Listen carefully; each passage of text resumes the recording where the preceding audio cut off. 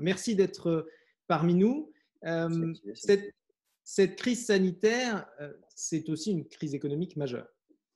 Est-ce que vous avez des Oui, informations sur l'impact économique de cette crise à ce jour? alors, difficile de commencer sans rendre hommage quand même à nos personnels de santé, parce que c'est quand même avant tout une crise sanitaire majeure. Euh, sur le volet économique, c'est une crise qui aujourd'hui est évaluée avec un impact de l'ordre de 230 points de base, 220 points de base, 230 points de base sur notre économie française, puisqu'on a fait une prévision où on aurait une croissance négative de moins 1% de PIB. Mais c'est un chiffre qui est à prendre avec beaucoup de guillemets, puisque on n'a pas encore une idée de l'évolution de l'épidémie en France et de l'évolution de l'épidémie chez nos voisins avec lesquels on est interconnectés économiquement. On le voit, la Chine redémarre par exemple aujourd'hui, elle serait hors Wuhan à 70% de capacité, ce qui est très bien, mais elle sert des marchés qui sont l'Europe et qui sont les États-Unis, qui eux-mêmes se retrouvent dans des positions. Alors l'Europe est en train de fermer progressivement, les États-Unis sont un petit peu plus loin encore. Et donc, cet effet de rebondissement sur la planète va avoir un impact collectif, un impact sur les vecteurs habituels de croissance. Et puis, c'est un choc violent, massif pour des milliers d'entreprises. On a des petits entrepreneurs qui n'ont plus aucune recette, zéro. Certains depuis plus d'un mois, parce que beaucoup ont en tête les commerces que nous avons fermés mi-mars, mais vous avez tout le tourisme, tout l'événementiel, la culture, tout ce qui est l'économie du sport, tout ce qui est économie des loisirs qui s'est brutalement arrêté. Vous avez une production qui est en fait assez basse en France, contrairement aux apparences, qui est plus basse, y compris que des pays qui sont à un niveau de confinement plus avancé, parce qu'il y a eu un effet peut-être de sidération suite aux fermetures de mars et une volonté de redémarrer en grande sécurité les sites qui fonctionnent. Et puis, dans la restauration, on a également un impact majeur. Donc aujourd'hui, ce qu'on peut dire, c'est qu'on rentre avec un impact majeur sur des centaines de milliers d'entreprises qui frappent la trésorerie et des perspectives de rebond que l'on voit difficilement avant, objectivement, le mois de septembre pour tout ce qui est entreprise, tourisme, etc. Et pour les autres, c'est un peu incertain parce que ça dépend de la manière dont l'épidémie va se dérouler en France et peut peut-être rebondir sur nos pays alliés. Et comment le gouvernement va gérer toute cette période de crise économique et d'inactivité? Alors, la première chose, c'est qu'on travaille à ne pas couper le lien entre les salariés et leur entreprise. Et ça, c'est le chômage partiel. C'est un dispositif totalement inédit de chômage partiel en France. On n'a pas cette tradition. On a un chômage partiel, mais qui était beaucoup plus bas, qui s'adressait essentiellement aux bas salaires.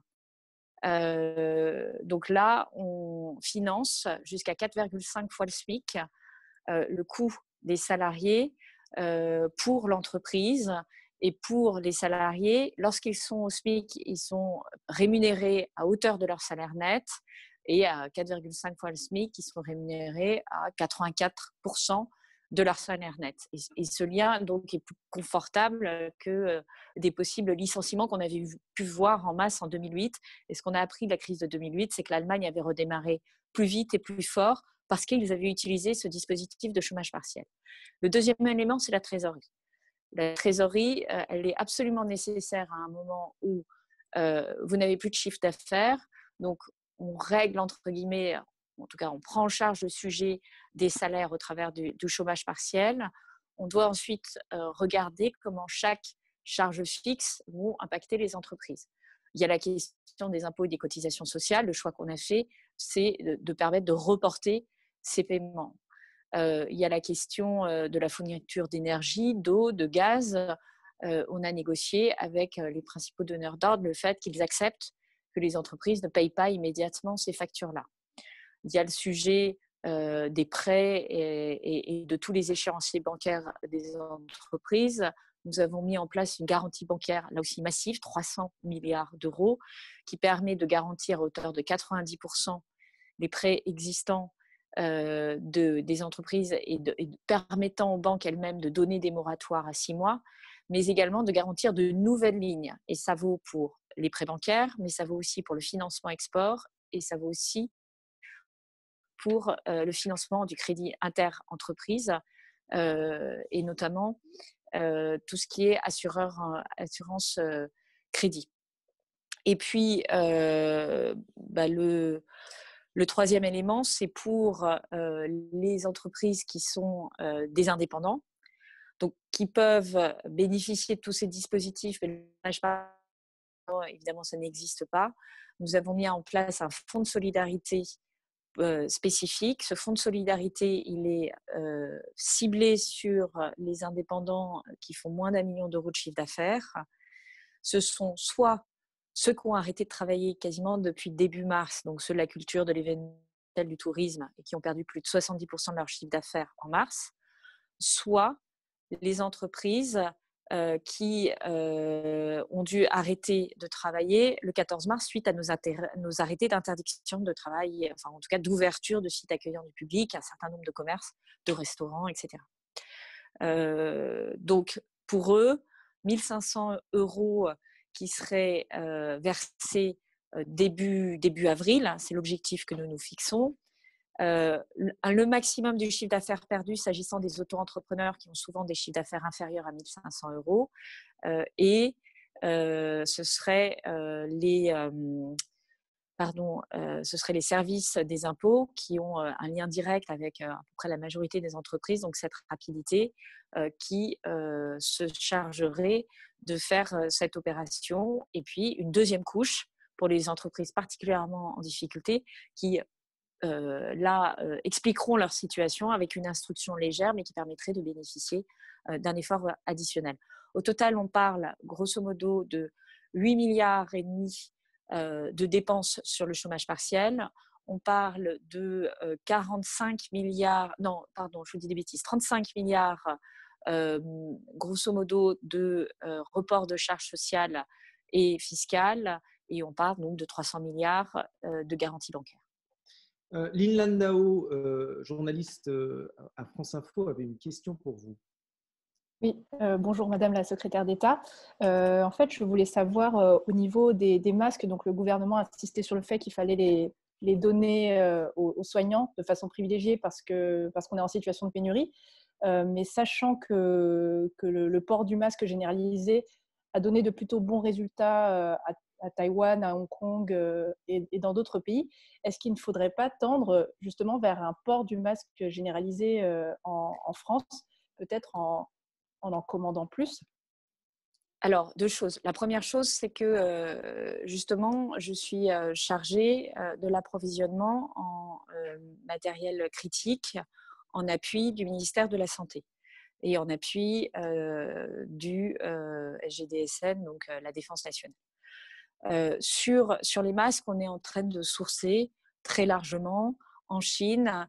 Vous avez Santé publique France qu'on évoquait tout à l'heure, qui prend les très grosses commandes qui vont directement chez les personnels hospitaliers. Et puis sur des commandes de taille plus modeste, on va sourcer au travers notamment des entreprises privées aussi, puisqu'on leur demande de pousser à fond tout ce qui est sourcing pour diversifier notre risque. À un moment, on ne sera pas les seuls à aller sourcer des masques. On a notre fabrication intérieure. On produit en France de l'ordre de 35 millions de masques, à peu près moitié FFP2 et moitié masques chirurgicaux qu'on est en train de pousser. Et on regarde à des alternatives textiles. On a lancé il y a plus de 2 semaines les filières les entreprises de la filière Modelux, donc en fait tout ce qui est confection textile, un challenge pour qu'ils nous proposent des modèles, des designs de masques qui pourraient avoir les propriétés des masques chirurgicaux et FFP2, et on est en train de les qualifier, et certaines pistes commencent à être prometteuses.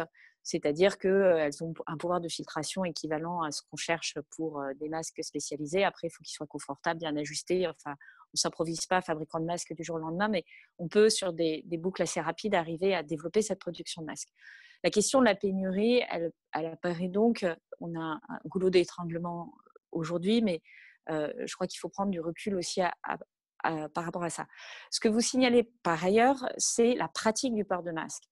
Et c'est vrai que culturellement, alors moi je ne suis pas médecin, donc je ne vais pas faire la doctrine de santé, je n'ai pas la prétention de savoir ce qu'est ce virus et vous n'avez pas non plus de connaissances très approfondies des virus en général.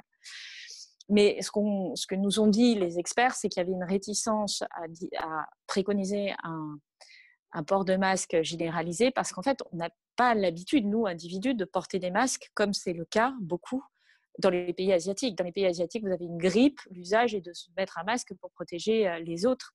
Et je pense qu'il n'y a pas besoin d'expliquer aux gens qu'il ne faut pas prendre le masque par le milieu, mais qu'il faut le prendre par les côtés, etc.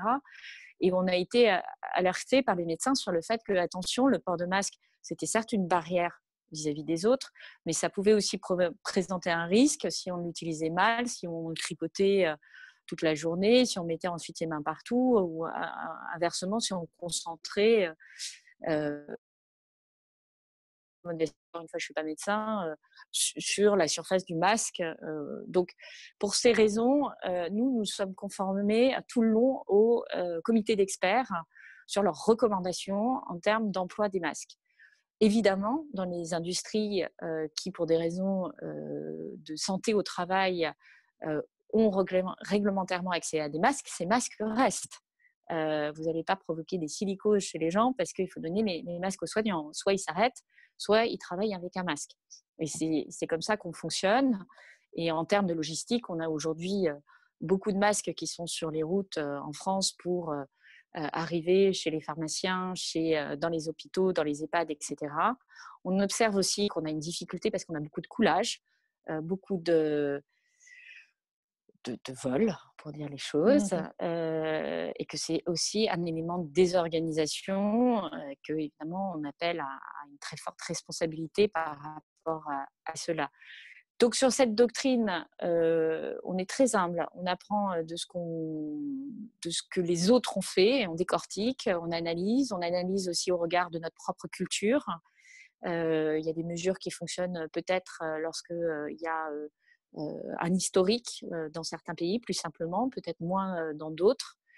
Voilà, donc pour le faire court, doctrine de masque, elle évoluera peut-être en fonction de ce qu'on saura mieux du virus et de ce que nous devrons les sachants. Ce qu'on fait aujourd'hui, c'est qu'on autorise, ou en tout cas on est d'accord pour pousser des redémarrages de sites, qu'à condition qu'on ait revu drastiquement le site, les postes de travail et qu'on respecte de manière drastique les mesures barrières.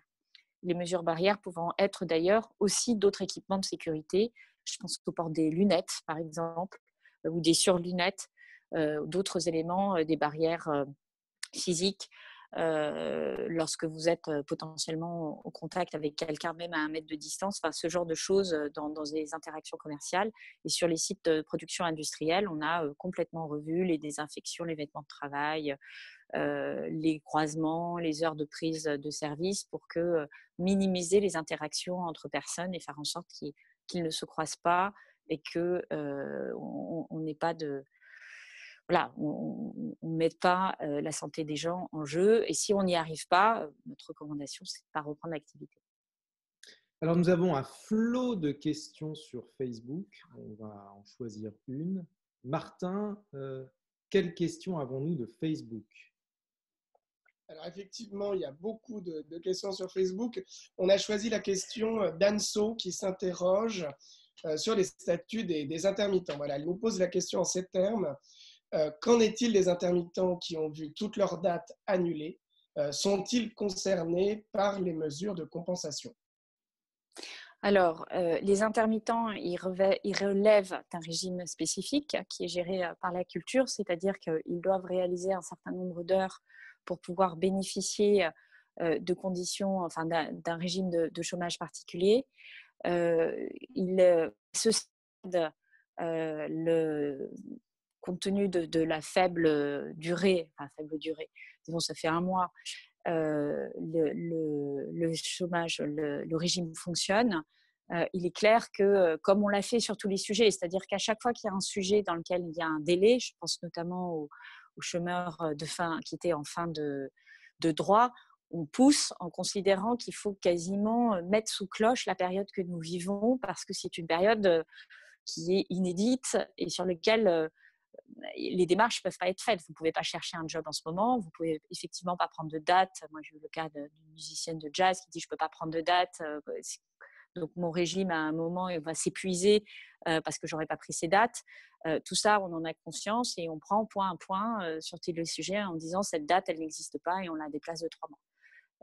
Donc, je ne connais pas spécifiquement le régime des intermittents parce que je ne le gère pas, mais je fais l'hypothèse que c'est très exactement ce qu'on a fait comme pour les autres régimes. Julie, dernière question. Vous aviez une question ici pour la secrétaire d'État? Oui, effectivement, bonsoir. J'avais une question concernant justement le chômage partiel. J'aimerais savoir comment les entreprises vont devoir justifier leur baisse d'activité. Par exemple, pour un magazine qui ne va pas sortir le mois prochain ou celui d'après, alors que normalement la presse est plutôt épargnée par cette crise, puisque les marchands de presse sont encore ouverts pour la plupart en ce moment. Comment on fait pour justifier? Est-ce que ce sera sur le chiffre d'affaires? Comment on fait pour mettre en place justement ce type de chômage partiel et apporter des justifications?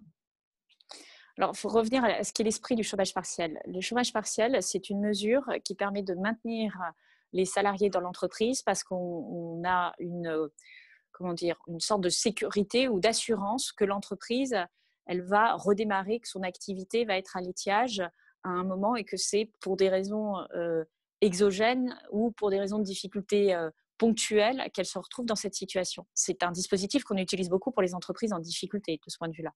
Rien de nouveau sous le soleil. Quand on regarde une entreprise en difficulté et qu'on autorise du chômage partiel, ce qu'on va regarder, c'est ses perspectives de son carnet de commandes futur.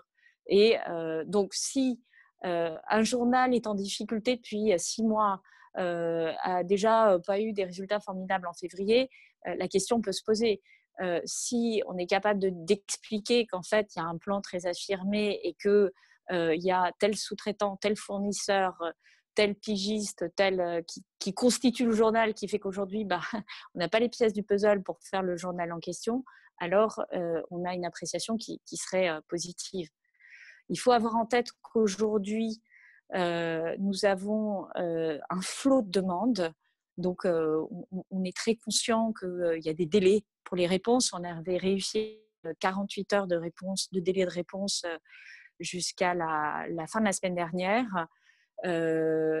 L'important aujourd'hui, c'est de prendre date en explicitant votre situation. Ça peut être fait par mail ou direct.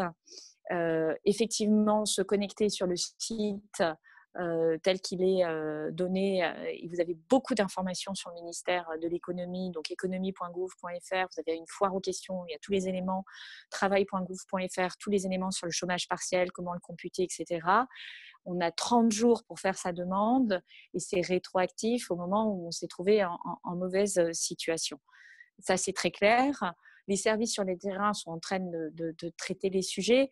Il peut y avoir des réponses qui sont parfois restrictives, mais nous traitons aussi nos propres services pour trouver une doctrine qui soit une doctrine claire et je dirais juste, de façon à ne pas… Enfin, l'objectif, on ne le perd pas de vue. Hein. L'objectif, c'est que des entreprises qui n'avaient pas besoin d'aide de l'État jusqu'ici et qui sont brutalement brisés, bloqués maintenant, doivent pouvoir sortir de la crise et retrouver une activité normale après crise. Donc, on fait tout pour aller dans cette direction. J'en profite pour vous poser une toute dernière question qui nous sort du cadre de l'urgence et du court terme. À votre avis, à long terme, quelles seront les conséquences de cette crise pour la politique économique française et peut-être même européenne? Alors, ça va être une crise qui va révéler plein de choses. Elle révèle la dépendance ou les interdépendances économiques. On a travaillé sur un sujet qui est qu'est-ce qu'un secteur essentiel. En fait, on ne sait pas dire ce que c'est qu'un secteur essentiel parce que tout le monde se tient tellement et tellement le fournisseur d'un autre que dès que vous retirez quelqu'un en production, vous apercevez que patatras, sur des sujets essentiels évidents pour tout le monde, le sanitaire, l'agroalimentaire, vous les mettez en difficulté. Et ça, on l'a au plan international, c'est-à-dire quand la Chine a commencé à rentrer dans cette épidémie, tout d'un coup, on a vu plein de petites choses qui ne fonctionnaient plus aussi bien. Et donc, ça a mis en lumière peut-être un besoin de reconstruire une résilience sur la plaque européenne. Sourcer en Chine, ce n'est pas un problème, mais être totalement dépendant de la Chine, ça en devient un. S'il arrive ce genre de situation, ou pour une raison ou pour une autre, le pays est en difficulté. L'autre sujet, donc il y a un intérêt à réfléchir à de la relocalisation. Je parlais avec mon correspondant, mon homologue italien, il a la même démarche. Il y a un sujet d'accélérer la transformation de nos industries parce que finalement, il va falloir une relance, et plutôt une relance par la demande. La France ayant, avec la baisse des impôts de ces derniers mois, donc baisse de la taxe d'habitation de 3 milliards d'euros, baisse de l'impôt sur le revenu 5 milliards d'euros, il y a 8 milliards d'euros qui ont été réduits sur l'année 2020. Je ne sais pas si on a eu le nez creux, mais en tout cas, en termes de buffer, enfin de rééquilibrage macroéconomique, ça tombe à point nommé, mais du coup, c'est plutôt du côté des entreprises qu'il va essayer de falloir construire une relance en les rendant peut-être plus capables de sortir vite, d'aller pas prendre des parts de marché. Donc, transition numérique, c'est intéressant. Transition écologique pour faire des offres qui sont porteuses et où elles peuvent construire des parts de marché à l'international. Puis la troisième chose, c'est qu'on est en train d'apprendre de nouvelles manières de travailler. Toutes les entreprises qui étaient hésitantes sur le télétravail, sur des modes de travail en mode projet, etc. Là, on va apprendre à la dure collectivement. Enfin, elles vont apprendre à la dure collectivement, mais fondamentalement, on peut en sortir des choses positives. L'idéal, ce serait que les entreprises qui sont aujourd'hui dans une situation de repli, de cocon, puissent utiliser cette période pour former leur personnel et pour plutôt préparer la suite et préparer certaines transformations. Ça peut être un moment de réflexion stratégique. Pour l'Europe, c'est un défi. Si on arrive à serrer les coudes et à montrer par exemple, on l'a montré là avec les décisions de l'Union européenne et de la BCE qui ont été très profondes et qui nous permet d'avoir des garanties sur notre dette souveraine, 750 milliards d'euros, c'est gigantesque. Et là, l'Europe a été à la hauteur des enjeux. Et c'est dans la continuité qu'on va le voir et dans les solidarités qu'on saura développer versus les éventuels replis sur soi quand chacun aura à gérer son pic épidémiologique. Donc, c'est ça l'enjeu. C'est un moment politique pour l'Europe et j'appelle de mes voeux qu'on réussisse ce moment politique pour se serrer les coudes, pour sortir de la crise. Et effectivement, peut-être on perdra des plumes, mais on pourra reconstruire des choses intéressantes. Merci beaucoup Agnès Pannier-Runacher. Vous êtes la bienvenue si vous souhaitez et vous pouvez rester avec nous. En tout cas, nous vous libérons. Je sais que vous êtes très prise. Merci encore. Merci infiniment. Et donc, n'hésitez pas, économie.gouv.fr, c'est vraiment le message que l'on veut donner à tous ceux qui veulent avoir des informations sur comment on peut les accompagner, parce qu'aujourd'hui, le temps est vraiment la clé critique. Merci. Merci.